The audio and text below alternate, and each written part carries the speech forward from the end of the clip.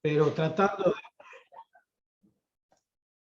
Bueno, ahora se está grabando. Buenas tardes de nuevo. La idea es exponer un poquito el tema que me ha sido asignado, pero digamos, cualquier pregunta, cualquier duda, tratemos de que sea lo más parecido a una clase presencial.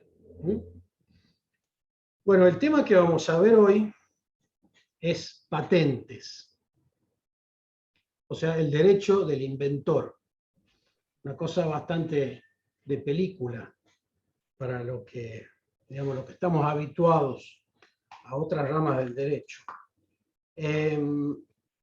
Lo primero que hay que decir para entender qué son estos derechos intelectuales, o derechos de propiedad intelectual, es que son parecidos a los derechos reales, es parecido al derecho de dominio, pero no es igual. No es igual. Fíjense ustedes que el derecho es mucho más simple cuando trata el derecho de propiedad sobre bienes tangibles, sobre cosas muebles o sobre cosas inmuebles. Y toda la construcción jurídica se basa en eso, ¿no? Fíjense que el artículo 15 del Código Civil y Comercial dice: las personas son titulares de los derechos individuales sobre los bienes que integran su patrimonio, conforme lo que se establece en este código. La propiedad sobre los bienes que integran su patrimonio. Y el 16 aclara bienes y cosas. Los derechos referidos en el primer párrafo del artículo 15 pueden recaer sobre bienes susceptibles de valor económico. Los bienes materiales se llaman cosas. Las disposiciones referentes a las cosas son aplicables a la energía y a las fuerzas naturales susceptibles de ser puestas al servicio del hombre. Es decir, asimila a algo intangible, como es la energía, el derecho sobre las cosas. Entonces podemos ver una especie de desmaterialización de las cosas que conforman nuestro patrimonio, desde cosa, energía y derechos intelectuales, ¿no? Es una desmaterialización progresiva. Por eso es mucho más simple hablar de un derecho de dominio sobre cosas que sobre energía o sobre fuerzas naturales. Mucho más cuando estamos ante una propiedad intelectual, que es totalmente inasible, no se puede agarrar, no se puede sentir. La energía se puede sentir, la cosa es obvio que sí, entra por los sentidos. La energía también entra por los sentidos si uno toca un cable con electricidad. Pero bueno, esta inmaterialidad de los derechos intelectuales exige otro tratamiento legal y un esfuerzo intelectual adicional para que podamos entender cómo una idea, que es una creación espiritual, ¿no?, derivada de la inteligencia, puede ser aprehendida, agarrada por el derecho. Entonces, le hago esta mínima introducción para que vean, perciban que lo dificultoso que puede ser tratar un derecho intelectual. Hay dos grandes grupos de derechos de propiedad intelectual. La propiamente dicha, que serían los derechos de autor, que es puramente cultural, intelectual, las obras de arte, está regulada por la ley 11.723, que es la ley que ustedes van a ver al final de cada libro, cuando ese libro está protegido por esa ley, está inscripto por esa ley. Y lo que se llama propiedad industrial, que engloba marcas, patentes, modelos, diseños. Entonces, las principales regulaciones de los derechos de propiedad intelectual son, por un lado, los derechos de autor y, por otro lado, las marcas y las patentes. Son las principales, pero no las únicas. Entonces, cuando uno tiene un derecho intelectual para ser protegido, tiene que englobar, tiene que encuadrar ese derecho intelectual en cuál norma protege mejor el derecho que se quiere regularizar.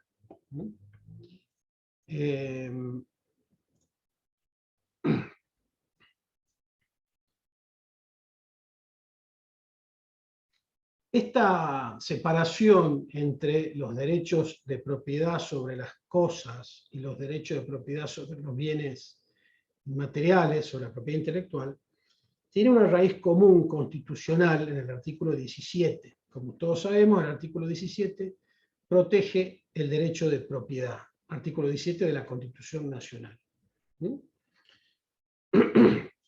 Pero aclara, luego de que la propiedad es inviolable, aclara que todo autor o inventor es propietario exclusivo de su obra, invento o descubrimiento por el término que le acuerde la ley.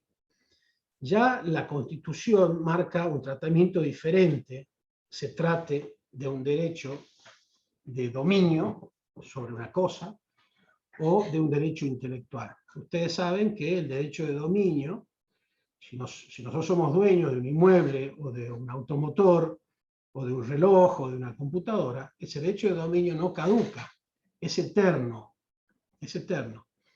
Son las características propias del derecho de dominio romano. ¿Se acuerdan? El derecho a usar de la cosa, el derecho a servirse de los frutos y el derecho a abusar de la cosa. Total, la cosa es el derecho real, ¿verdad? Derecho real, exactamente, el derecho real de dominio. No caduca el derecho real de dominio, salvo que usted venda su cosa, o sea, expropiada, no caduca. La misma Constitución ya prevé que los derechos intelectuales, los derechos de propiedad intelectual, no son eternos, tienen un plazo. Eso ya orienta a que estamos hablando de cosas parecidas, pero diferentes, no son iguales.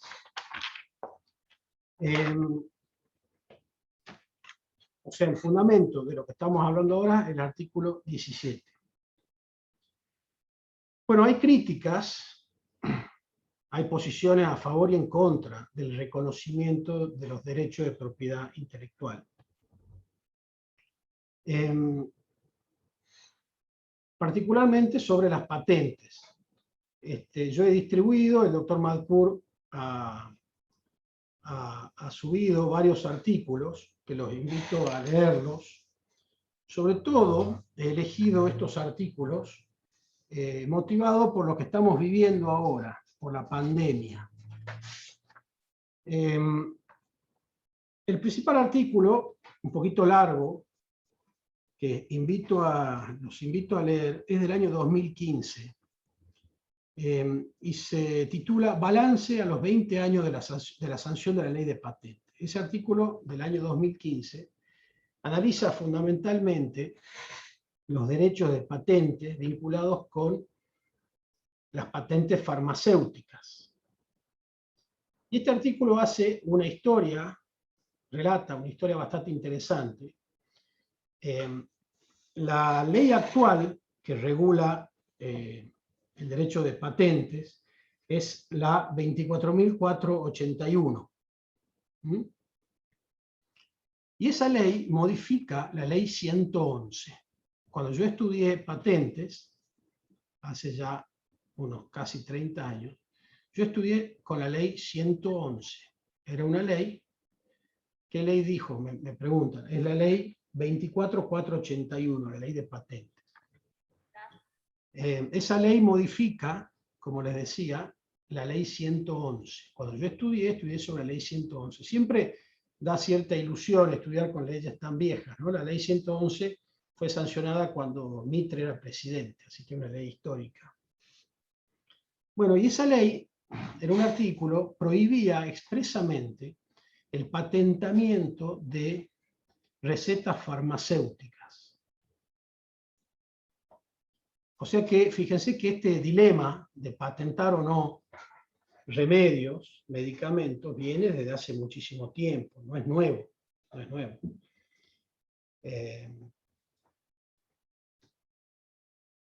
Entonces, de los artículos que les dejo, es este el principal, y luego artículos modernos, actuales de este año, del año pasado, sobre el contraste, la contraposición aparente o real que sucede entre las patentes de las vacunas de COVID y el derecho a la salud. Entonces, otro de los artículos que les pasé se llama Sistema de patentes versus derechos humanos, en signo de pregunta, y es de junio de este año. Ahí se plantea este dilema que ya el artículo que les dije del 2015 lo planteaba, ¿no? Y lo planteaba de manera casi profética. Cuando lo lean van a ver por qué. Luego otro artículo de febrero del 21, COVID-19 y propiedad intelectual, reflexiones acerca de las patentes y dimensiones. Es decir, ese contraste. ¿Tiene derecho a alguien a apropiarse del remedio, de la cura de una enfermedad? Les comento esto y empiezo la clase con este dilema como disparador para que les genere entusiasmo, ¿no? de todo lo que está en juego al estudiar las patentes.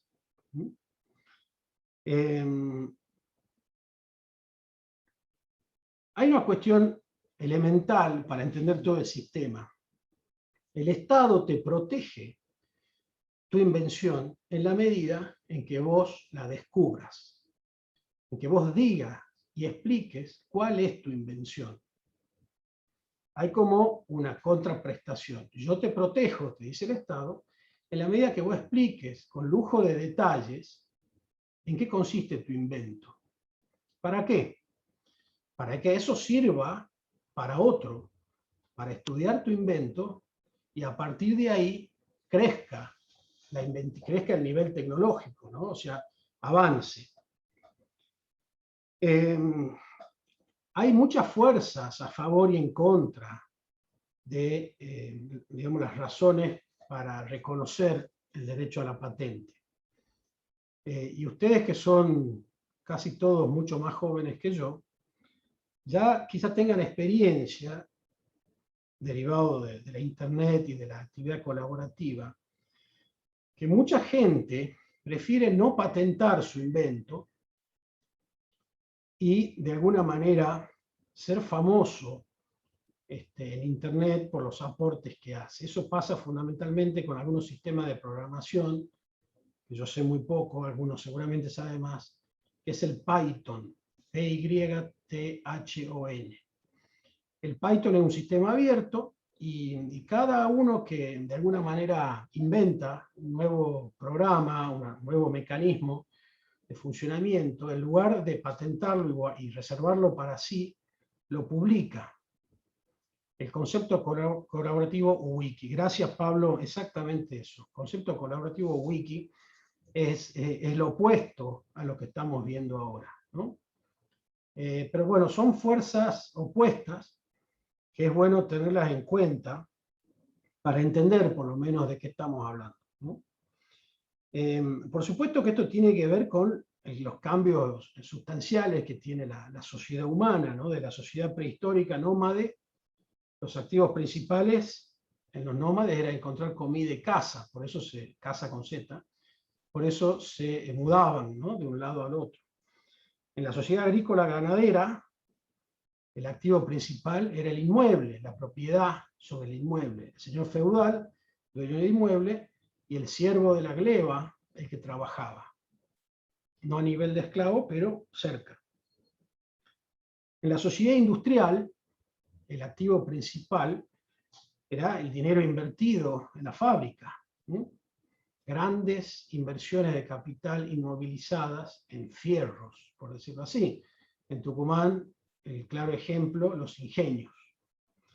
Bueno, y ahora dicen que estamos en la sociedad de la información, donde lo valioso realmente no es nada de lo anterior, sino el conocimiento, la idea. Así es como vemos que las empresas más valiosas no son tangibles, de Google, bueno, todas, Facebook, Twitter, etcétera, etcétera. En Argentina, Mercado Libre. Eso demuestra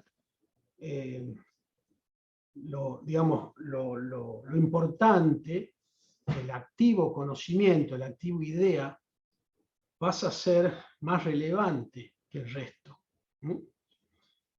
Con la pandemia hemos visto los cambios cruciales que sucedieron sobre, por ejemplo, las propiedades de los inmuebles, ¿no?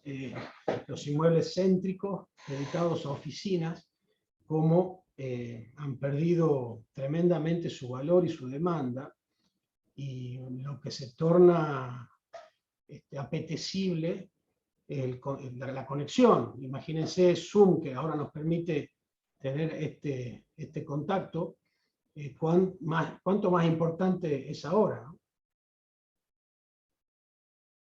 Bueno, suelo usar un ejemplo que ya ha quedado un poco viejo por la película, Iron Man. Ustedes recuerden, yo sigo viendo por mis hijos todas esas cosas. El tipo estaba preso en un grupo guerrillero. El grupo guerrillero les pide que haga un misil, este gran científico Stark. Y él le va pidiendo todos los elementos, la materia prima para hacer el misil. Y en lugar de hacer el misil, fabrica el traje que lo convierte en Iron Man y le permite escaparse. O sea, imagínense, y obviamente el grupo guerrillero muy primitivo no entendía que estaba fabricando, ¿no? Cómo el tipo, a pesar de estar preso, logra sobreponerse en base solamente a su intelecto, a su idea. Entonces los derechos intelectuales no son cosas ni bienes, son derechos, no se los toca. Esos derechos intelectuales pueden ser violados con mayor o menor facilidad, dependiendo también de la técnica. Ustedes saben que antes de la imprenta, antes de la invención de la imprenta, en 1450 aproximadamente, para copiar un libro, para copiar una obra intelectual, había que copiarlo a mano. Con lo cual era casi más difícil violar el derecho intelectual que escribir un libro propio. La fotocopiadora eliminó o facilitó tremendamente la violación de ese derecho intelectual. Y respecto de películas o música, cuando estaban los discos de pasta, cuando yo era chico, era imposible copiarlo. Después vino el cassette, luego el CD, bueno, y ahora con internet. Con una evolución muy interesante que todos conocerán, que ahora con Spotify, siendo tan económico y hasta gratis, con algunas interrupciones, conviene de alguna manera entrar al sistema. Entrar al sistema, y es más cómodo no violar, digamos, los derechos intelectuales, porque uno paga $2, no sé cuánto al mes, y accede a toda la música del mundo. Bueno, o sea, con esto les doy un pantallazo de qué son los derechos intelectuales.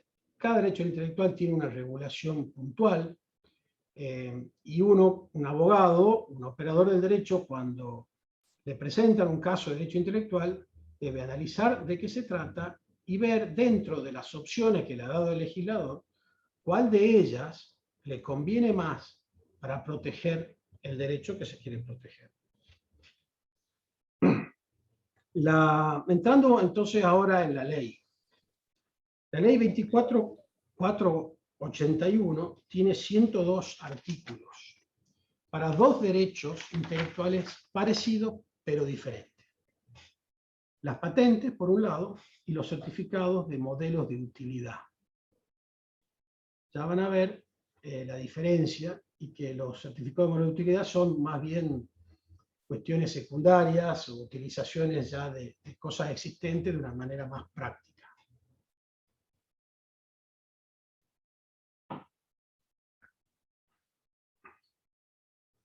¿Qué es patentable? ¿Qué derecho puede ser patentable? Las invenciones, los inventos. Usando el vocabulario de manera precisa, sabemos que invento no es lo mismo que descubrimiento. Descubrimiento es encontrar algo que estaba oculto, pero que ya existía. invento es una creación de la nada. Entonces, se puede patentar una invención, entendida por invención, una creación humana que permite transformar materia o energía para su aprovechamiento por el hombre. Se puede patentar tantos productos como procedimientos. El patentamiento de un producto es mucho más claro y concreto. Un auto que funcione a agua. En cambio, el patentamiento de un procedimiento es un poco más sutil, porque el procedimiento implica llegar quizás a un resultado que se puede llegar por otro medio, pero lo que estamos inventando es un nuevo camino para llegar a ese resultado. La ley permite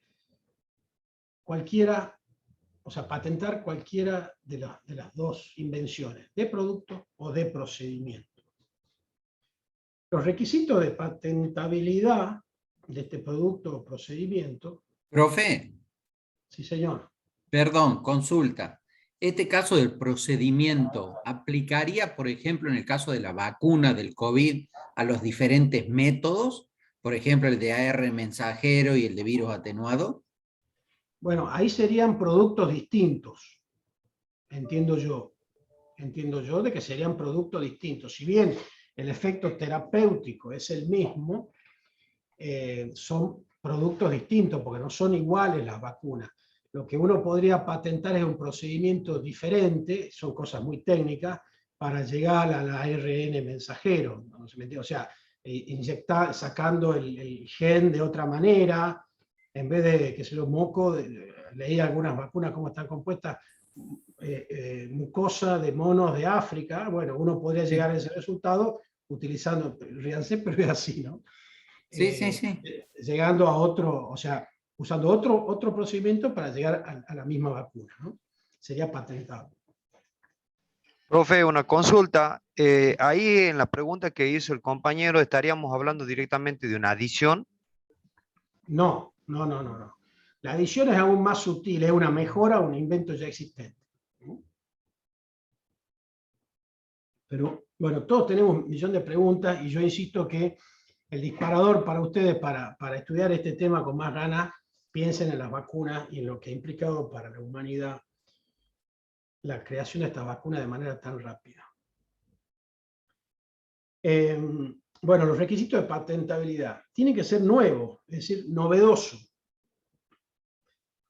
¿Qué es novedoso? Dice la ley que no esté comprendido en el estado de la técnica. Y aclara la ley qué es el estado de la técnica. El estado de la técnica es el conocimiento común que tiene una persona especialista en el tema. No lo que sabemos nosotros de vacunas, sino lo que sabe un microbiólogo. Es decir, lo que sabría cualquier microbiólogo experimentado en el asunto. Ese es el estado de la técnica. Para yo poder patentar algo, tiene que ser algo novedoso. Novedoso. Nuevo. Sobre el estado de la técnica. Otro requisito es que tenga actividad inventiva. Que no se deduzca de manera evidente del estado de la técnica actual, sino que requiera un esfuerzo intelectual. Y el tercer requisito es que tenga aplicación industrial. Es decir, que no sea algo artesanal. Pero industrial no se refiere solo a la industria, a la fábrica que nos imaginamos que tira humo y que trabajan 300 empleos. Me pregunta, Santiago Cornet me pide que reitere actividad inventiva. Un esfuerzo. La actividad inventiva implica un esfuerzo, que no se deduzca, que puede ser nuevo, pero si no tiene actividad inventiva, si no es un esfuerzo intelectual de superación respecto del estándar actual, no es patentable. Y aplicación industrial. Es decir, que el resultado conduzca a un resultado o producto industrial.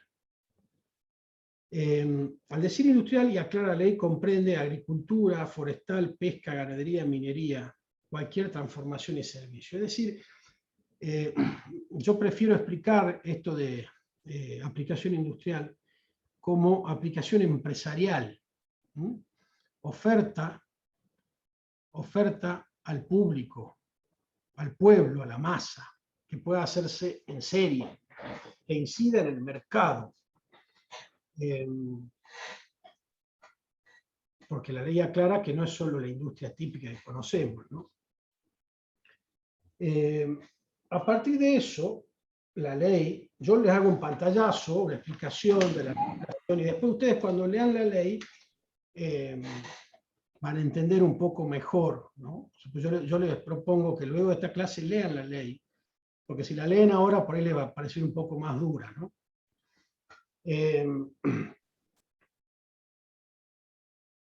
La ley aclara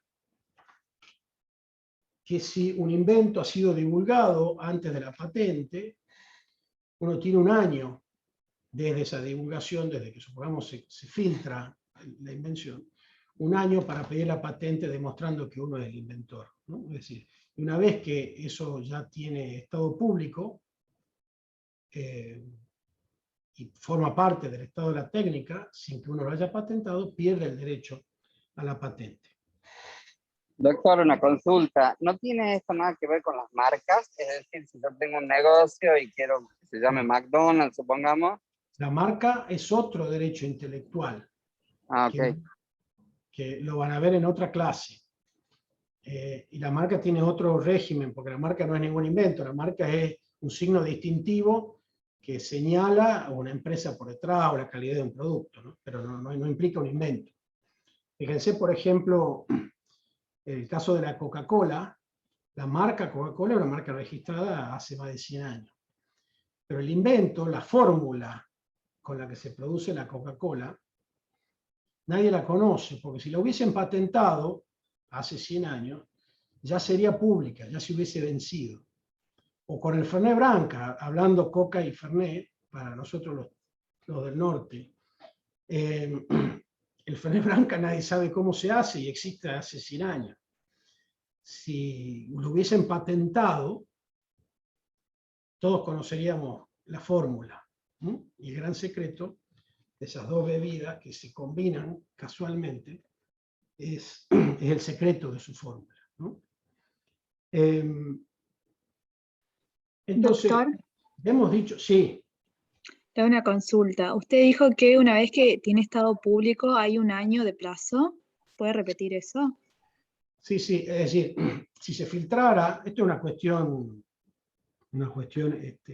accesoria, pero si se filtrara la información y pasara a formar parte del estado de la técnica, el inventor a quien se le filtró la información tiene un año para, desde que se filtra esa información, de que se incorpora al estado de la técnica común, tiene un año para iniciar el trámite ante el organismo público, que en nuestro país se llama INPI, para pedir la patente sobre ese invento. Es decir, no es absolutamente estricto el estado de la técnica. Pues son cuestiones, digamos, primero tengamos el concepto general, la idea de cómo funciona, y luego podemos ver las precisiones. Ya hemos dicho que es lo patentable, ¿no? ¿Cuáles son los 3 requisitos? Y la ley aclara en el artículo 6 qué es lo que no se considera invención. Es decir, no cumple con los 2 primeros requisitos de lo que es patentable. No se considera invención los descubrimientos, ya hemos dicho, el descubrimiento es encontrar lo que estaba oculto, no lo invento. Las teorías científicas y los métodos matemáticos. Las obras literarias o artísticas no son patentables, tienen otro régimen de protección. Los planes para actividades intelectuales, juegos económicos comerciales, la forma de presentación de información, los métodos de tratamiento quirúrgico terapéutico, las mezclas de productos conocidos, su variación de forma, dimensiones. El último inciso, que es muy importante, toda clase de materia viva y sustancias preexistentes en la naturaleza. Todo eso no es patentable. Se entiende que la materia viva nadie la inventa, sino que la inventa la naturaleza. O Dios para el que cree. Entonces, eso no se considera invención. ¿Por qué? Porque no hay actividad inventiva, porque no hay novedad, aun cuando tenga aplicación industrial. Y el artículo 7, parecido, pero no es lo mismo, porque dice qué es lo que no es patentable, aun cuando sea invento, aun cuando, o sea, cuando tenga novedad, cuando tenga actividad inventiva y cuando tenga aplicación industrial, no es patentable. ¿Qué es lo que no es patentable? Cuando se viole el orden público o la moralidad, la salud o la vida de las personas o de los animales, o para preservar vegetales o evitar daños al medio ambiente. Y el B, la totalidad del material biológico y genético existente en la naturaleza o su réplica. Tampoco es patentable. Son un poco reiteraciones de lo que ya se dice, pero desde otro punto de vista. Bueno. ¿Eso sería más manipulación genética, profe? Bueno, claro, sí, exactamente. Lo que pasa es que hay un caso puntual, que lo vamos a ver con más detalle el lunes, que es el caso de las semillas transgénicas. Que hay una empresa, una multinacional, que logró la patente en Argentina, no del producto, pero sí del procedimiento para modificar una semilla de soja, por ejemplo, ¿no? Esta empresa logró patentar el procedimiento, no el producto. Pero bueno, es todo discutible y da lugar a discusiones de los más interesantes, que lo vamos a ver la clase que viene, y ya que ha preguntado, les dejo la ley de semillas, que es otro derecho intelectual, que les pido que la lean, por lo menos para el lunes, es la 20.247, ley de semillas. Bueno, se vincula bastante con lo que estamos hablando. Es otro derecho intelectual, pero se toca. Bueno, ¿qué derecho otorga la patente? Es decir, yo invento, para que el Estado me dé la patente, tengo que pedir su inscripción en este instituto especializado. Siempre, me imagino, yo no conozco el instituto, nunca fui físicamente, pero ahora con internet uno puede acceder a mucha información. Einstein, me acuerdo, trabajaba en el Instituto de Patentes de Ginebra. O sea, quizá esa genialidad que tuvo este científico viene de ver pensamientos originales, ¿no? De gente, de inventores. Bueno, ¿qué derecho otorga la patente? Básicamente el derecho que te da el Estado cuando vos patentás algo es a prohibir su uso por quien no es el titular. Es un derecho a impedir que otro utilice tu invento, tu producto o tu procedimiento, sin contratar con vos. Podés licenciarla, ya veremos los contratos de licenciamiento, pero sin tu consentimiento podés prohibir que ese otro utilice lo que vos inventaste. Ese es el principal. Ese es el principal. Además de ese, el titular de la patente tiene el derecho a la indemnización por daños y perjuicios. No solo a prohibir, sino a ser indemnizado cuando el otro la utilizó. Hay toda una discusión de cuál sería el quantum, cómo determina uno la indemnización. Porque siendo propiedad industrial, el daño moral es bastante secundario, aun cuando podría existir, pero no está vinculado para nada con el rendimiento económico que pueda tener el invento. Entonces, como no hay pautas y se aplica el Código Civil y Comercial, el inventor que reclama daños tiene que probar cuál ha sido su daño. Sin daño no hay indemnización, es decir, tendría que probar cuánto menos ha vendido de su producto por el accionar del imitador. El imitador es el que te copia, sin haber inventado nada y sin pagar. Ese daño sería inexistente si yo puedo vender mis productos en Argentina o en Tucumán y tengo un imitador en Tierra del Fuego, mercado al cual nunca accedí ni tuve posibilidad. Entonces en ese caso no habría daño, sería una indemnización más simbólica. Pero sí podría lograr que se impida que ese tercero siga utilizando, ¿no? Esto surge del artículo 8 de la ley y después más adelante de los artículos que regulan las acciones, ¿no? Profe, Sí, diga. ¿cómo era el nombre del instituto donde se inscribían las patentes en Argentina? Sí, INPI, I-N-P-I. Instituto Nacional de Propiedad Intelectual. Yo les pasé, el doctor Maculla lo debe haber cargado, un link que me parecía bastante interesante. Ustedes de todos modos pongan INPI en Google, les va a aparecer en el acto. Está todo ahora publicado en el sitio web de este instituto. Y les pasé el último boletín de patentes, que es del 8 de septiembre, es decir, de hace 2 días.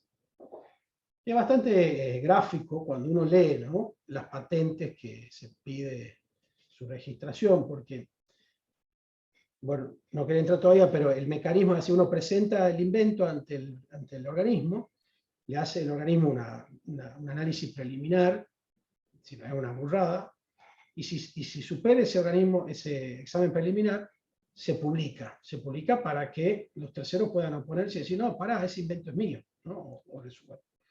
Para generar todo el debate si hay invento o no. Después traten de verlo, eso es un archivo bastante largo, yo les pasé el link, también por WhatsApp les pasé a TT, les pasé, quizás tiene un grupo de WhatsApp ustedes que les haya llegado. Me parece interesante verlo porque se describe el invento y se pone el dibujo abajo, ¿no? Ustedes ahí ven como el inventor, es hasta interesante ver quién lo inventa, de dónde es la persona. Por ejemplo, ahora estoy viendo, mientras les hablo, la página 3 de este boletín, una válvula mariposa de derivación de 4 posiciones, una válvula del riego, con algunas especificaciones que yo por supuesto no las entiendo. El inventor son 3 señores de apellido Gerosa que viven en Rosario, provincia de Santa Fe. O sea, se ve gente vinculada al agro o algo por el estilo, ¿no? Bueno, y uno va viendo caso por caso, después hay un sistema para colgar anteojos. Bueno, parece interesante verlo. Profe, pregunta, ¿cómo Señor. se relaciona esto con el tema del derecho intelectual relacionado, por ejemplo, con el tema de la música, las canciones y demás? Que está metido el tema de Sadaic y todo eso. Es otra ley, es otra ley. Yo al Ok, empezar la clase les dije que los derechos intelectuales tienen distintas protecciones y la labor del sí. abogado es, digamos, Encuadrar cuál es la que mejor nos protege, digamos. buscarle el mejor traje para... Exacto. Bueno, acá me piden algunos compañeros que avancemos un poco y después, si quieren, contestamos las preguntas para que tenga más hilación la clase, y porque ya vamos 50 minutos y hay que ser respetuoso del tiempo ajeno. ¿Quién es el titular de la invención? Acá hay una interesante contraposición entre la ley de patentes y la ley de contrato de trabajo. Siendo legislación específica la ley de patentes y posterior a la ley de trabajo, entiendo yo que se aplica la ley de patentes, que está reformada la ley de contrato de trabajo tácitamente, aun cuando seguramente algún juez laboral pensará lo contrario. Básicamente, el tratamiento para las invenciones, en estos casos, se divide en 3.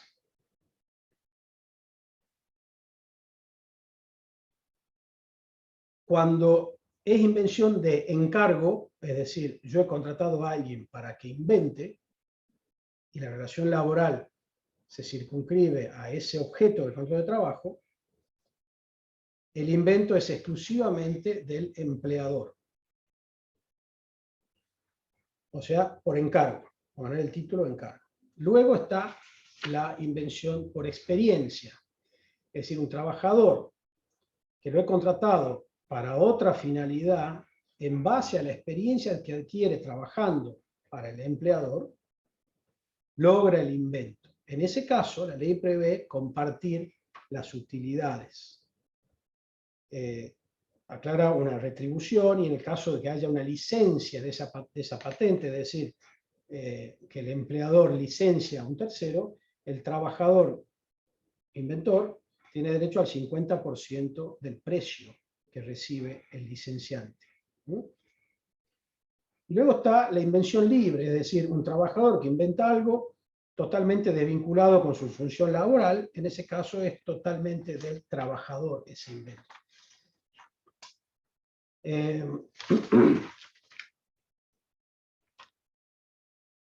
Como decíamos... Profe, disculpe, Sí. ¿puede explicar de nuevo la invención por experiencia? Por experiencia sucede cuando el trabajador, digamos, en la relación laboral, no está contratado para que invente, sino para que cumpla otras funciones. No obstante, en virtud de esas otras funciones que cumple, adquiere conocimientos y experiencia, el trabajador, que le permiten la invención. En ese caso se comparte el resultado. Y en el otro, cuando el trabajador está contratado por una cosa nada que ver e inventa, es totalmente del trabajador. Bueno, como decíamos, el derecho fundamental que otorga la patente es a prohibir el uso por otro. El derecho de daños, la indemnización por daños también existe, pero es de difícil concreción. Lo mejor sería que uno directamente prohíba el uso, ¿no? Y nuestro actual Código Civil y Comercial, ustedes ven en la regulación de daño y perjuicio, el Código de Vélez hace hincapié en la reparación del daño ya causado. Nuestro Código hace también mucho hincapié en la prevención del daño, es decir, no esperemos que el daño suceda para que luego venga el juez a indemnizarlo, a repararlo, sino que evitemos que el daño suceda.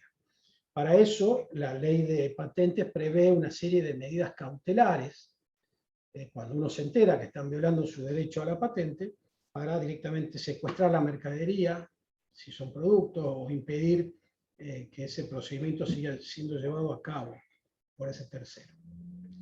Vamos a un tema muy importante que se llama reivindicaciones. El doctor Malcour suele preguntarlo en clase, en examen. Ya el solo término reivindicación nos recuerda a la acción típica derivada del derecho de dominio. Vindicar la cosa, que la cosa me pertenezca. Reivindicare, que la cosa venga a mí, porque es mía. En la utilización en el derecho intelectual de patente, la reivindicación viene a ser, escuchen la analogía, viene a ser similar a los límites del inmueble. Cuando uno compra un inmueble, te dicen, bueno, mide 20 metros de frente, sobre calle tal, número tal, de fondo tanto, linda al oeste con fulano, al este con mengano. Uno describe la porción de tierra de la cual es propietario. En el caso del derecho de patente, son los linderos, las reivindicaciones son los linderos, los límites de la invención. Es decir, ¿qué es lo que se ha inventado? Esas son las reivindicaciones. Cuando ustedes vean el boletín que les pasé, van a ver la reivindicación. ¿Me permiten? El caso del portaanteojos, la página 5. Título: portaanteojos. Y dice abajo, un soporte para anteojos del tipo que comprende al menos dos piezas que se conectan operativamente entre sí, de la utilización de imanes, en donde el soporte, bueno, lo describe, es decir, describe lo que sería la cosa inventada, que no es una cosa, ya hemos dicho, ¿no? Pero hace una descripción de la idea. Las reivindicaciones están a lo largo de varios artículos de la ley. El artículo 11 es el primero que la menciona, ¿no? La reivindicación limita el alcance del derecho, al igual que el derecho de dominio sobre el inmueble está limitado por los límites, por los linderos. Yo no soy dueño más allá del inmueble, ¿no? El 11, el 19, el 20, el 21 y el 22. Todos esos artículos hablan de las reivindicaciones, de la reivindicación primaria, la descripción principal, y luego descripciones sucesivas, ¿no? Que van precisando los límites.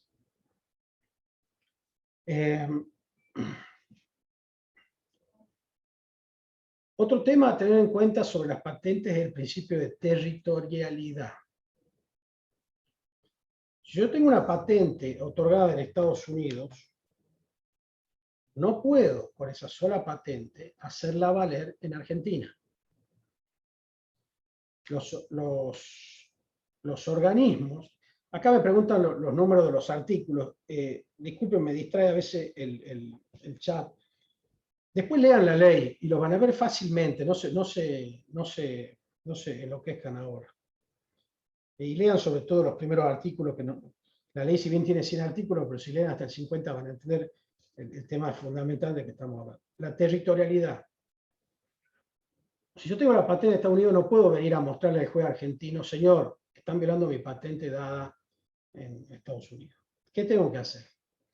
Tengo que patentar el mismo invento que patenté en Estados Unidos, patentarlo acá. En virtud de los tratados internacionales, que hay muchísimos sobre el tema, la ley argentina recepta esos tratados y te da un año desde que patentás en otro país para patentar en el territorio en el cual querés hacer valer la patente. Con la particularidad de que si ya tenés la patente en otro país y presentás a los 10 meses en Argentina, se retrotrae la presentación a la fecha en que presentaste el pedido de patente en el extranjero. Aquí hay que distinguir dos momentos fundamentales, que es el pedido el inicio del trámite del patentamiento y el otorgamiento de la patente por parte del organismo, que puede durar bastante tiempo. Lo que marca acá es el inicio del trámite, porque cuando uno inicia el trámite ya desnuda al público la invención, tiene que describirla en el primer país que la presente. El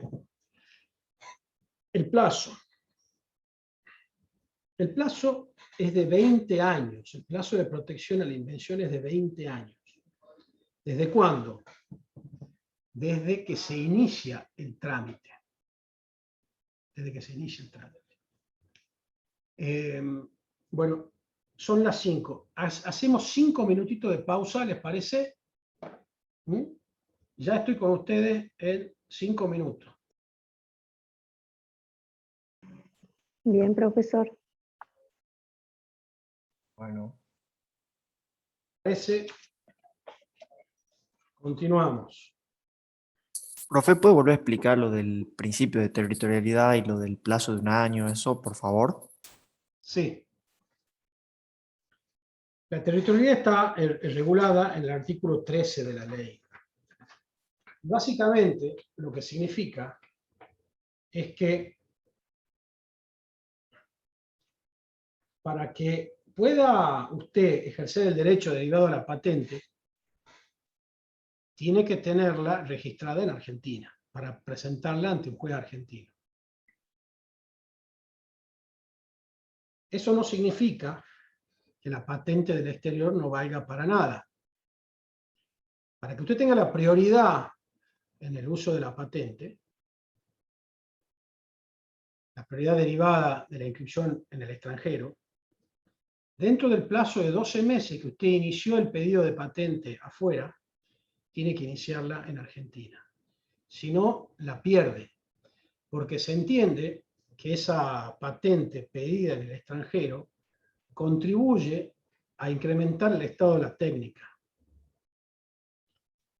Y si dentro de ese año, digamos ya, porque el estado de la técnica no es nacional, como decía la ley 111, sino que es universal. el estado de la técnica en el mundo para que sea patentable, ¿no? Entonces, el año ese que usted tiene es el plazo desde que solicitó la patente al extranjero hasta que la solicita acá. Si no, no tiene protección, porque ya el tercero que use el producto patentado dirá, no, en Estados Unidos este señor la pidió la patente hace 2 años y acá nunca la pidió, con lo cual no tiene la protección legal. ¿Se entiende? Muchas gracias, profe, sí. De nada. Bueno, entonces, el plazo son 20 años. ¿Desde cuándo? Desde que se pide, desde que se ingresa el pedido de patente, no desde que uno la obtiene. El artículo que les pasé del balance de los 20 años de la ley señala algo que a nosotros ahora nos pasa desapercibido por falta de praxis, ¿no?, en la materia. Que las patentes medicinales, para ser aprobadas, requieren estudios muy profundos y lentos. Señala el autor de este artículo que suelen tardar 10 años desde que se inventa un nuevo medicamento hasta que se da la patente, porque en este caso intervienen, por supuesto, además del organismo de propiedad intelectual, todos los organismos de salud. En ese caso, si la patente dura 20 años desde la solicitud y si el otorgamiento de la patente se da a los 10 años desde que ha sido solicitada, claramente nos quedan 10 años para poder comercializarla. Entonces, claramente ahí se ve que cada día que corre en el trámite del inventor es plata que pierde. Plata que pierde. Entonces, como hemos visto, hasta ahora ya nos damos cuenta que el derecho de propiedad... Perdón, profesor. Sí. Una vez vencido ese plazo, ¿se puede renovar esa patente? No, señora, no, señora. No. Las patentes no tienen renovación. Las marcas sí, porque la marca es la marca, digamos, ¿no? La Claro. marca es el nombre comercial. La patente no, porque lo que, digamos, la transacción que hace el Estado es, vos aportás al crecimiento de la ciencia, de la técnica, y te doy un plazo para que lucres con eso, pero no es eterno, como es eterno el derecho de dominio sobre un inmueble, ¿no? Como vemos, son derechos de propiedad, pero totalmente diferentes. Perfecto, gracias. Bueno, estas limitaciones temporales del derecho también tiene limitaciones de otro tipo. El titular de la patente no puede ejercer su derecho contra un tercero que con fines no comerciales utilice el invento para investigación, por ejemplo. No vale. Ese tercero no es susceptible de la acción de prohibición de uso. No puede. Eso surge del artículo 36. Tampoco es válida la invocación de la patente contra la preparación de medicamentos realizada en forma habitual por profesionales habilitados. Se refiere más bien a la preparación farmacéutica, ¿no? del farmacéutico que preparaba él mismo el producto farmacéutico, ¿no? ¿Qué artículo dijo, doctor? 36. Como Gracias, ven, perdón. no hay solo limitaciones temporales, sino hay limitaciones al derecho, no se puede hacer una ley contra cualquiera. La licencia de patentes. Uno puede, como titular de la patente, permitir a otro su uso, licenciarla, vender la patente, alquilarla, depende de los términos contractuales. En ese caso, la ley exige que el contrato de licencia, para que tenga validez respecto de tercero, esté inscripto en el organismo, en el Instituto Nacional de Propiedad Intelectual. Y prevé que ese contrato no tiene que tener cláusulas restrictivas a la competencia, cláusulas abusivas, etc. Que bueno, habrá que ver en el caso concreto si el organismo lo observa o no. Profe, pero en la ley dice que puede cederla o transferirla. Sí. Es el principio general. Sí, por licencia. Ese contrato de licencia tiene que ser inscripto en el INPI y tiene que tener ciertas limitaciones legales, dice la propia ley. Es decir, la ley se preocupa quizás demasiado o no, depende del punto de vista, de evitar los monopolios, de evitar la concentración.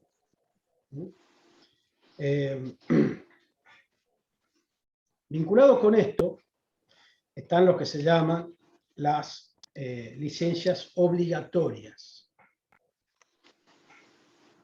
Las licencias obligatorias son permisos que da la autoridad, el Instituto Nacional de la Propiedad Intelectual, para que terceros exploten la patente,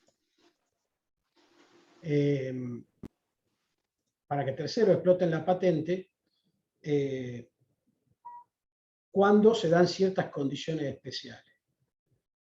Por ejemplo, ¿En qué cuando... artículo está eso? ¿En qué artículo está eso? 42 y subsiguiente de la ley. Ah, gracias. Por ejemplo, cuando el titular de una patente no la explota, por cualquier razón. Lo ha patentado, pero, por decir así, se duerme en los laureles y no la usa.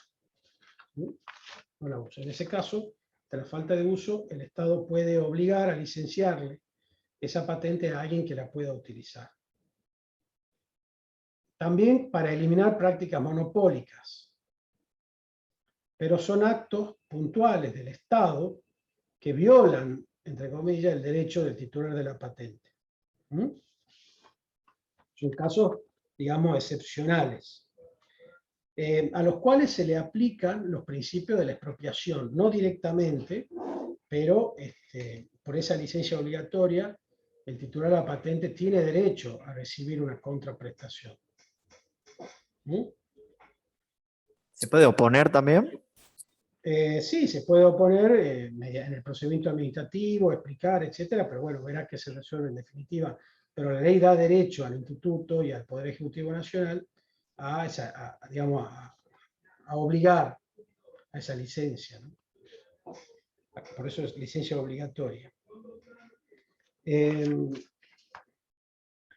Vamos a los modelos de utilidad, para que vean la diferencia que hay con las patentes. Van a ver que el modelo de utilidad es, por decir así, un invento mucho menos sofisticado.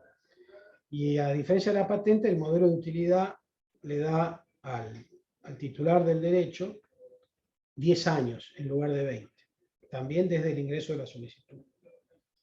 Lo interesante que prevé la ley es que cuando se ingresa un pedido de patente durante el trámite, se puede transformar en pedido de modelo de utilidad o viceversa. Es decir, si uno no le da para patente, bueno, por lo menos que consiga el derecho a modelo de utilidad.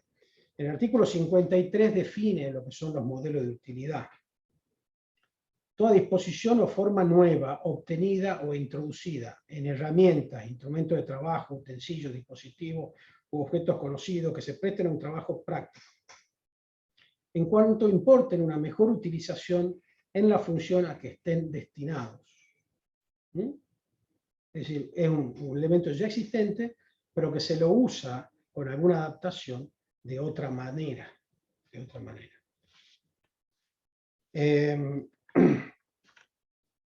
Vamos a las acciones que les mencioné superficialmente. Bueno, la ley también prevé una serie de sanciones penales para el que viola el derecho a la patente, pero en la práctica, además que esto no es derecho penal, son casi inexistentes en la jurisprudencia, ¿no? El artículo 81 de la ley prevé de manera expresa el ejercicio de las acciones civiles. Además de las acciones penales, el titular cuenta con acciones civiles para que sea prohibida la continuación de la explotación ilícita. Prohibida la explotación la continuación de la explotación ilícita. Es decir, primero tiene que el tercero ya estar explotando la patente, sea de producto o de procedimiento.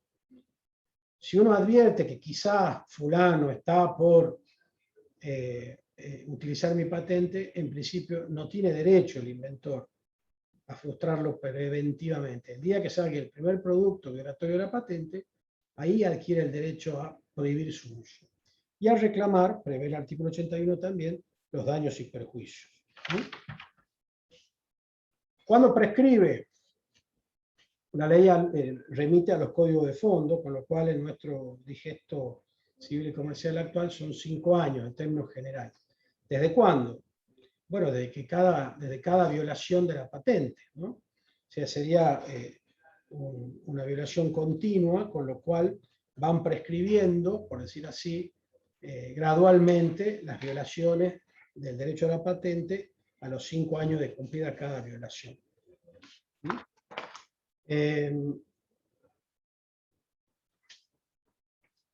Cuando es patente de procedimiento, digamos, el mecanismo es mucho más difícil.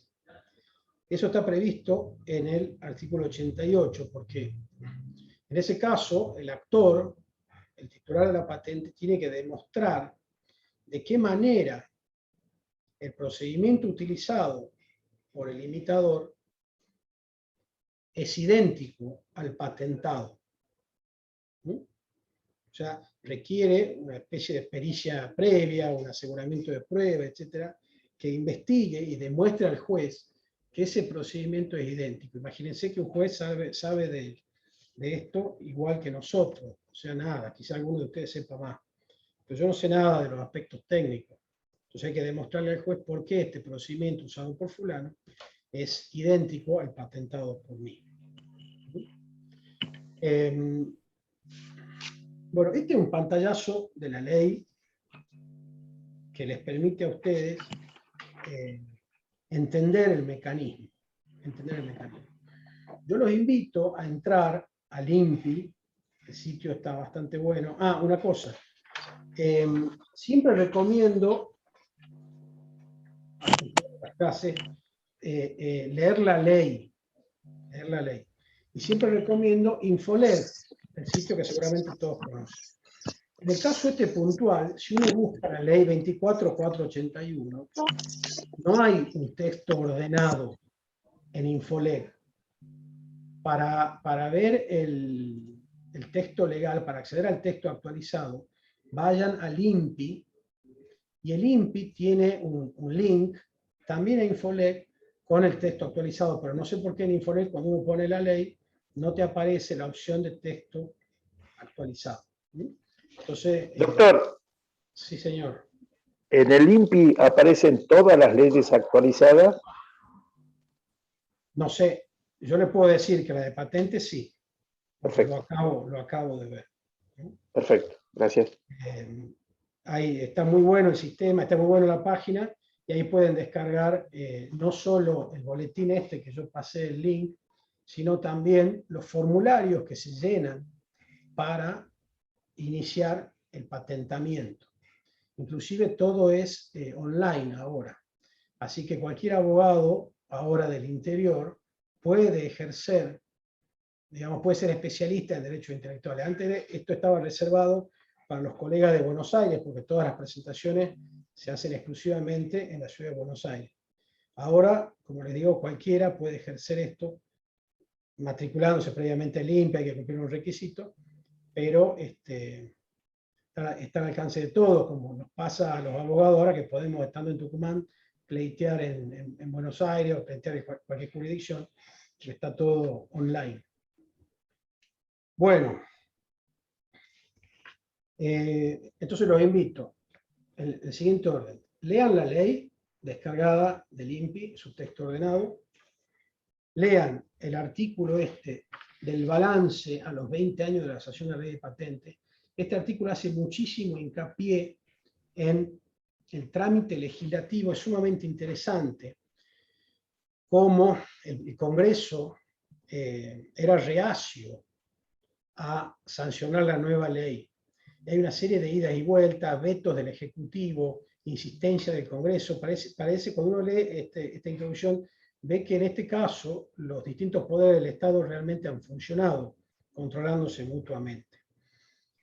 el autor de este artículo, Carlos Mittelman, atribuye a esta lucha de poderes, en el buen sentido, al lobby, a los intereses de las farmacéuticas argentinas, que durante más de 100 años, con la ley 111, tenían el derecho a imitar medicamentos del extranjero sin pagar.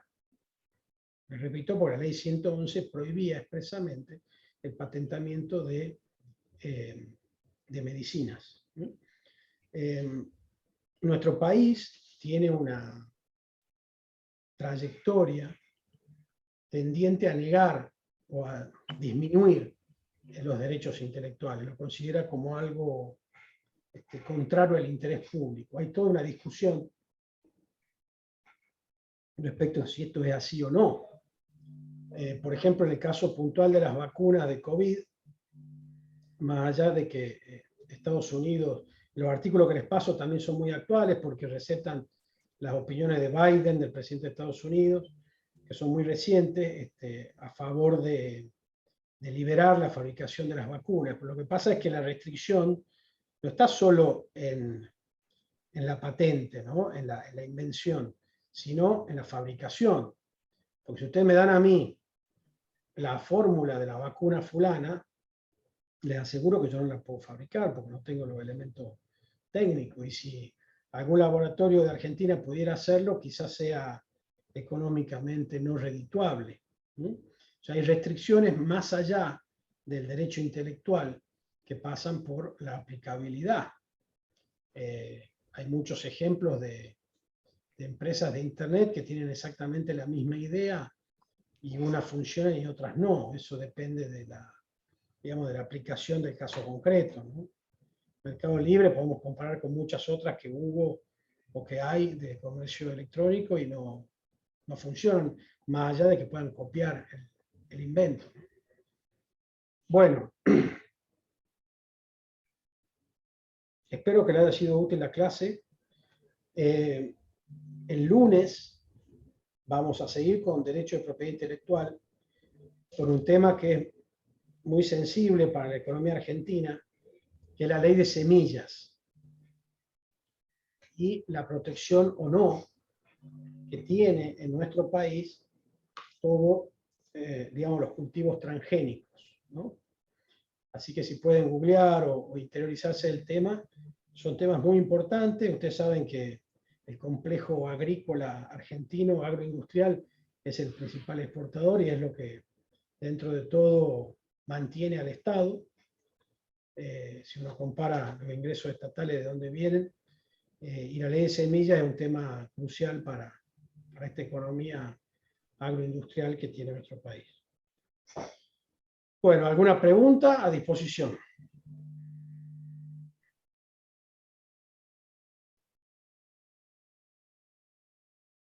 Me preguntan, ¿los plantines de viveros de arándanos también? Bueno, en cuanto a plantín, no.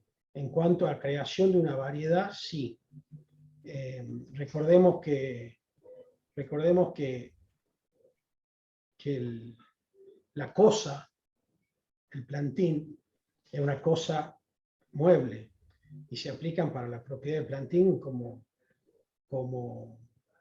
cualquier cosa mueble, ¿no? O sea, el plantín en sí mismo no, hay que ver el derecho intelectual que está incluido en esa variedad. Profe, Señor. ¿hay alguna bibliografía específica para profundizar sobre este tema? O... Miren, con los artículos que yo les mandé, más la ley, me parece que están bastante a tono. Les recomiendo la ley comentada, cualquier ley comentada de patentes, porque al tener la ley comentada ustedes pueden seleccionar los artículos principales, ¿no? Me pide que repita los modos de utilidad. Les invito, lean la ley, es muy claro el artículo de modelo de utilidad. Doctor, disculpe, buenas tardes. ¿Este tema también se puede ver con la ley de quiebra, digamos la ley de patentamiento? Que se veo que se relaciona un poco. No tiene nada que ver. No tiene nada que ver la ley de quiebra con esto. Bien, salvo el número, que es parecido, pero no, nada que ver. bien, doctor. Gracias. Bueno. Me piden diferencia entre la patente de adhesión y modelo de utilidad. Es una diferencia sutil y está buena la pregunta. La patente de adhesión implica utilizar un invento ya existente para mejorarlo o darle una nueva función. Esa es la patente de adhesión. Requiere el permiso del titular de la patente de adhesión, del titular de la patente a la cual me adhiero con la patente de adhesión para poder patentarlo. También se aplica en el caso de negativa infundada del titular de la patente originaria, todas las licencias obligatorias.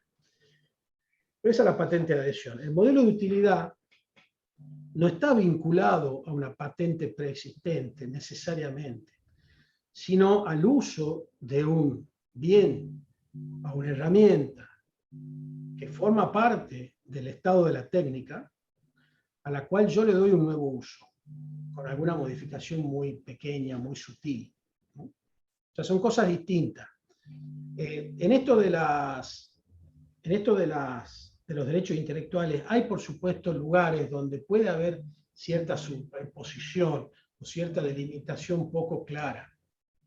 O sea, no nos volvamos locos, la vida humana es diversa y digamos, tiene muchos grises, entonces tampoco la ley puede ser tajante en un caso o en otro, pero si uno tiene que definir, la distinción es la que les acabo de decir.